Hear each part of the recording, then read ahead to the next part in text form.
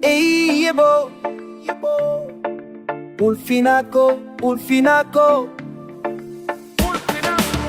nama kana hinje, ani nama cima, garako keessatti adaako jira, Oromo duga, mataako ol qabada, waa'ee gamni hin sodaachisu ani dhaabada. Harkuma kuti hojjedha tarraa'uma, galgala keessa ka'ee kiyya baay'ee nama, akka leenca deemsisa humna qaba. Namni hundi na hubatu ani garaa cimaa, Ulfinako, Ulfinako, mataako ol qabada. Ulfinako, Ulfinako, Oromo dugaadha. Ulfina, mataako ol qabada.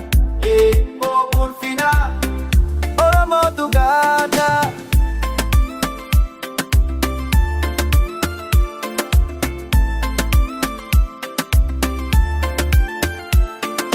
Dubbiin namaa na hin miidhu ani beeka, karaa koo irra deemsisa gara fuula dura.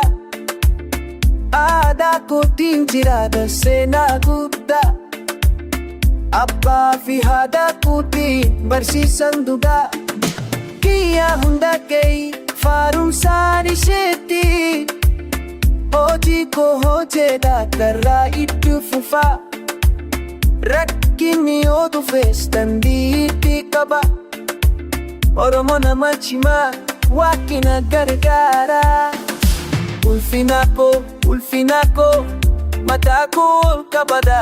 Ulfinako, Ulfinako, Oromo dugaadha.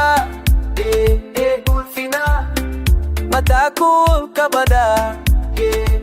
Ulfina, Oromo dugaadha. Ani nama cimaa, ani nama dugaa, waa'ee gamni na hin sodaachisu. Aadaa kootiin jiraata, mataako ol qabada. Ulfina, Ulfina, Oromo dugaadha.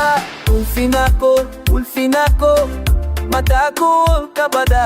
Ulfinako, Ulfinako, Oromo dugaadha. Ulfina, mataako ol qabada. Ulfina, Oromo dugaadha. Ulfinako, mataako ol qabada. Oromo dugaadha, ani nama cimaa.